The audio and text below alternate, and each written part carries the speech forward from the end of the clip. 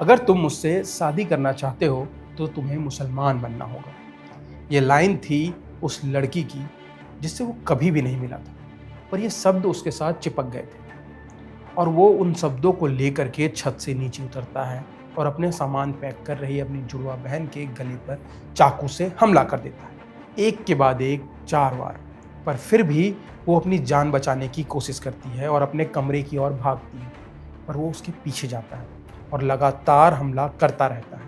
एक के बाद एक 84 बार चाकू से हमला किया जाता है। शरीर का ऐसा कोई भी अंग नहीं बचा था जहां चाकू नहीं मारा गया। पर वो वहीं नहीं रुकता है, वो अपने माँ के ऑफिस जाता है और कहता है कि माँ जल्दी घर चलो, मुझे तुम्हें सरप्राइज देना है। और उस अपनी माँ को लेकर के घर आता है। जैसे ही उसकी माँ घर के अंदर आती है, वो फिर से चाकू उठाता है और अपनी माँ पर हमला कर देता है। जब वो चिल्लाती है तो पड़ोसी जमा होने लगते हैं, तब वो गाड़ी उठाकर वहां से भाग जाता है। ये कहानी है मुरादाबाद के एक परिवार की, जहां वो तो भाग गया था पर अपने पीछे कई सवाल छोड़ गया कि क्यों एक घर के बेटे ने अपने ही परिवार को खत्म कर दिया। तो चलिए इस सवाल के साथ ये वीडियो शुरू करते हैं, पर उससे पहले अगर आप नए हैं तो सब्सक्राइब करें हमारे चैनल को, क्योंकि हम इस तरह के वीडियोस आपके लिए लाते रहते हैं। तो नमस्कार, मेरा नाम है राकेश और आप देख रहे हैं बजरबट्टू दुनिया पर क्राइम किस्सा।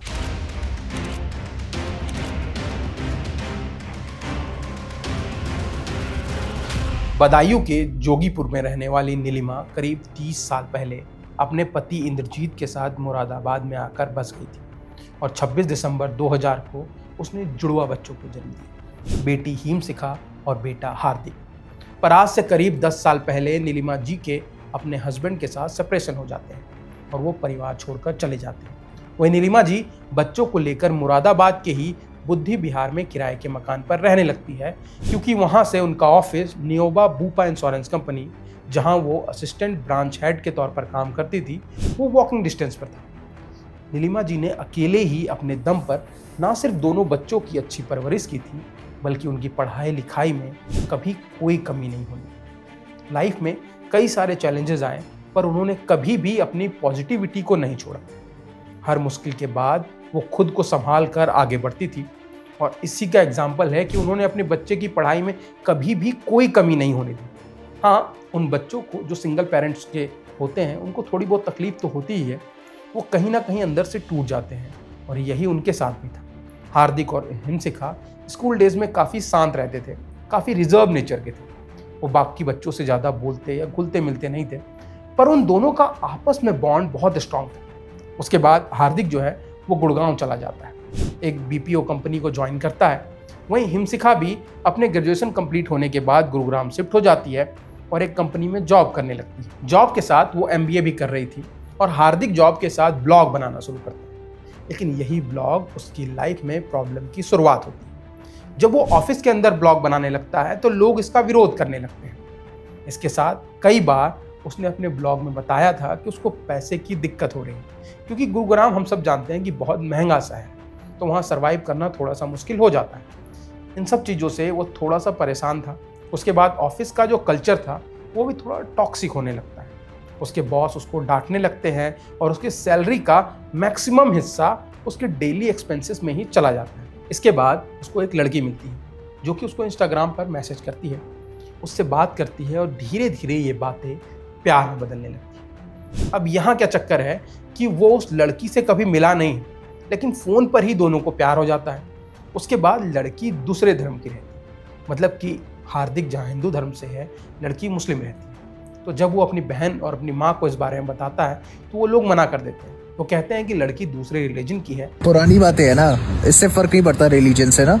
रिलीजन कोई भी हो, कॉमन भी, तो उससे शादी नहीं कर पाएगा और तू कभी उससे मिला भी नहीं है, एक बार मिलकर तो आ, तब तो शादी की बात होगी। और उधर दूसरी तरफ लड़की का भी कहना होता है कि उसके पेरेंट्स इस चीज़ के लिए मना कर रहे हैं, वो किसी दूसरे धर्म के आदमी से अपनी बेटी की शादी नहीं करवाएंगे। तो अब देखिए कि इस तरह की जो चीज़ें हैं वो उसकी लाइफ में हो रही है, ये कैसे उसकी लाइफ को धीरे धीरे बर्बाद करती है। शुरुआत में क्या होता है कि वो ड्रिंक और स्मोकिंग को लेकर काफ़ी कुछ कहता है अपने ब्लॉग में। वो कहता है कि ये चीज़ें गलत हैं, लगातार अपने ब्लॉग में कहता रहता है कि ये धर्म के भी अगेंस्ट है और आपके हेल्थ के लिए भी अगेंस्ट है।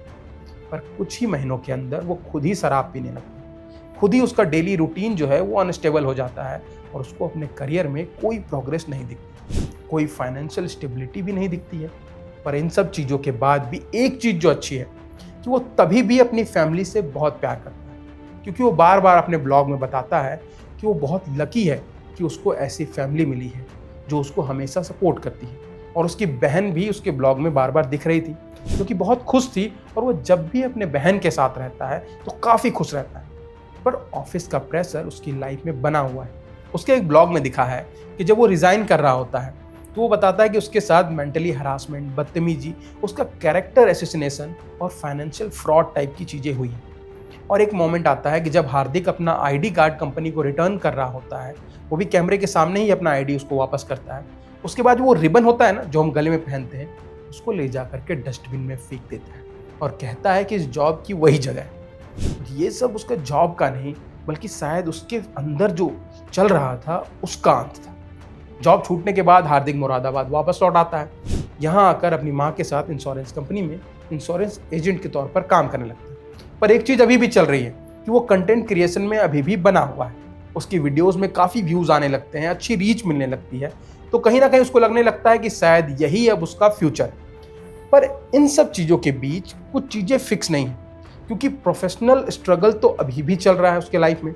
पर फिर भी एक बात क्लियर थी कि हार्दिक को अपनी माँ से बहुत प्यार था। उसका अपनी माँ के साथ स्ट्रॉन्ग बॉन्ड जो है वो ब्लॉग में बार बार दिखता है कि कैसे माँ और बेटे के बीच इमोशनल रिलेशनशिप नजर आ रहा है।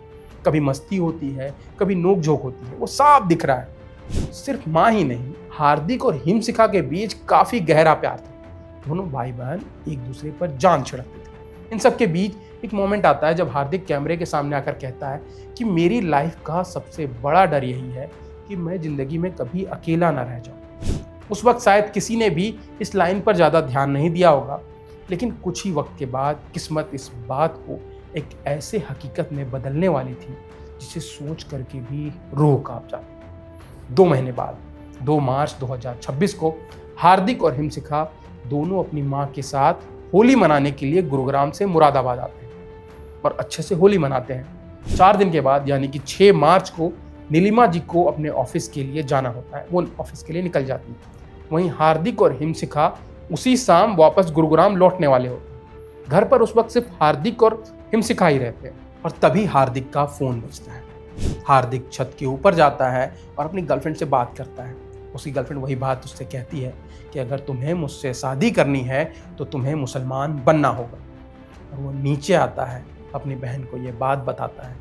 उसके बाद उन दोनों में बहस शुरू हो जाती है। लेकिन आज ये रोज की तरह होने वाली भाई बहन की नोकझोंक नहीं थी।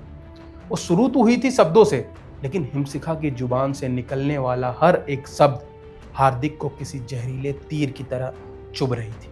जिस बहन की वो डांट भी सुन लेता था, आज उसी बहन की कही हर बात उसके गुस्से को बेकाबू कर रही थी। इतना बेकाबू कि उसकी सोचने, सुनने, समझने की क्षमता खत्म होने लगी। पर हिमशिखा इस बात से अनजान थी कि हार्दिक के सिर पर खून सवार हो चुका है। जिसे वो अपना भाई समझकर कुछ भी बोल रही है, वो एक अलग ही आदमी है। हिमशिखा उस वक्त किचन में थी, हार्दिक भी वहीं पास में खड़ा था। बहस चल रही थी, लफ्ज तेज हो रहे थे, मतलब जो साउंड थी बातों की वो तेज होने लगी थी। इसी बीच हार्दिक चाकू उठाता है और गुस्से में हिमशिखा के गले पर वार करता है। शुरू में तो हिमशिखा समझ नहीं पाती है, क्योंकि दर्द से उसका दिमाग काम करना बंद कर देता है। वो किसी तरह अपनी जान बचाकर भागने की कोशिश करती है, घर के अंदर पहुंचती है, कभी एक कमरे में, कभी दूसरे कमरे में, कभी आंगन की ओर भागने की कोशिश करती है। लेकिन हार्दिक के अंदर का भाई ही नहीं बल्कि इंसान भी मर चुका था। चाकू लेकर वो अपनी ही बहन के पीछे दौड़ता रहता है।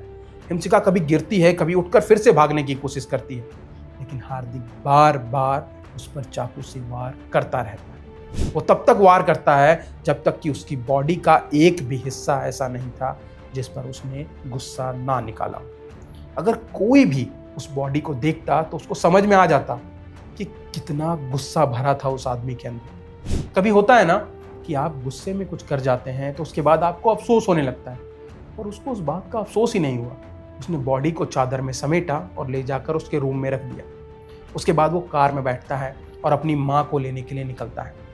अपनी माँ के पास पहुंचकर अपनी माँ नीलिमा को कहता है कि मम्मी हमें गुड़गांव निकलना है, इसीलिए आप जल्दी चलो। फिर आकर अपना काम करते रहना। उसकी माँ मना करती है पर फिर भी बेटे की बात मान लेती है और कार में अपने बेटे के साथ वापस आती है। वो जैसे ही घर के अंदर घुसती है वो देखती है कि चारों तरफ खून फैला हुआ है। फिर भी वो कमरे में जाती है जहाँ हिमशिका की बॉडी चादर में लपेटी हुई थी। इससे पहले कि उसकी माँ कुछ समझ पाती, हार्दिक ने चाकू से एक वार की।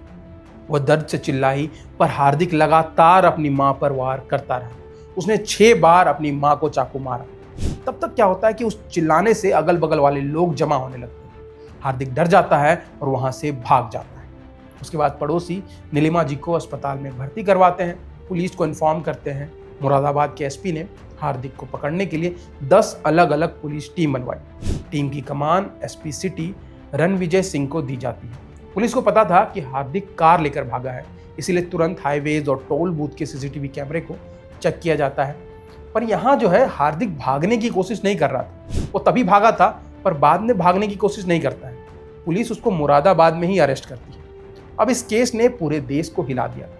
सभी के मन में सिर्फ एक ही सवाल आ रहा था कि आखिर क्या वजह थी जिसके चलते घर के बेटे ने इस तरह के काम को अंजाम दिया। हर जगह इस मौत की बातें होने लगी क्योंकि इस तरह की जो घटनाएं होती हैं वो एक दिन में नहीं होती।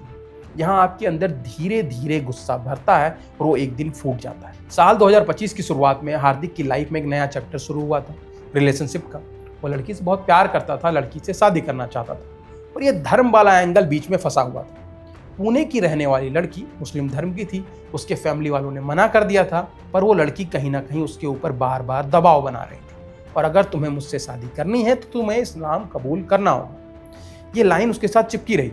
इसके साथ उसके करियर में जो प्रेशर था वो भी उसके ऊपर कहीं ना कहीं गुस्सा भरता जा रहा था। इन सब चीज़ों के बाद हार्दिक को कहीं ना कहीं ये लगने लगा था, एक तो दुनिया भी मेरा सपोर्ट नहीं कर रही है, मेरी हेल्प नहीं कर रही है, उसके ऊपर से मेरी जो फैमिली है जिसको मेरा साथ देना चाहिए वो भी साथ नहीं दे रहे। वो छोटे से धर्म वाले मुद्दे पर लटके हुए हैं और यही गुस्सा इस तरह से बाहर आया। जो फ्रस्ट्रेशन था वो 2 हत्याओं तक चला गया। हालांकि अस्पताल में भर्ती करवाने के बाद नीलिमा जी बच गई। अब आप समझिए कि ये गुस्सा आपको विक्टिम बनाता है। आपके दिमाग में ये घूमने लगता है कि आप विक्टिम हैं, दुनिया में हर कोई आपके साथ गलत कर रहा है, जो भी आपको कुछ बोल रहा है वो गलत कर रहा है, सब आपको टॉर्चर करना चाहते हैं। इसीलिए वो पॉइंट आता है कि मोटिव क्या है। तो जब उससे ये सवाल पूछा गया तो उसने बताया वो जब भी अपने बहन से अपने रिलेशनशिप के बारे में बात करता था तो उसको ज्ञान देने लगती थी।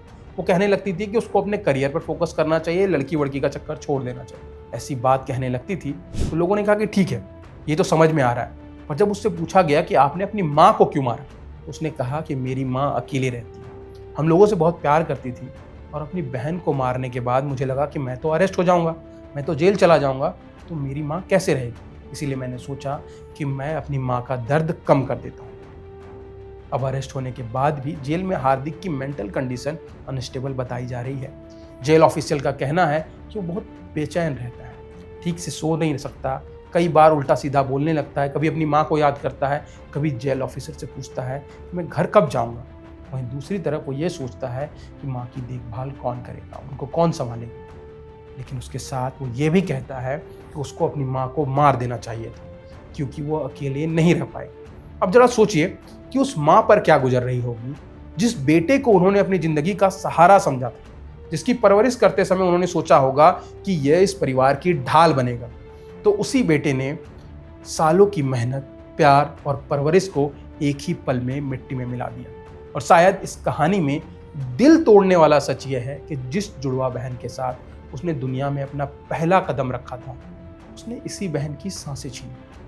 इससे एक बात तो साफ होती है कि इंसान को बर्बाद करने के लिए बाहर का कोई दुश्मन जरूरी नहीं होता। कभी कभी उसके अंदर पल रहा अंधेरा उसकी खुद की खुशियों और उसके अगल बगल रहने वाले लोगों की खुशियां भी छीन लेता है। तो क्राइम किस्सा का ये एपिसोड यहीं तक। आई होप कि आपको ये पसंद आया होगा और अगर आपको क्राइम की कहानियाँ और सुननी है तो आप हमारी प्लेलिस्ट को जाकर चेक कर सकते हैं, जिसमें हम ऐसी कहानियाँ आपके लिए लाते रहे हैं हमेशा से।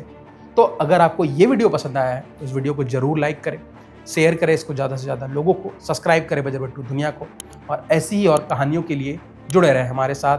तब तक के लिए नमस्कार।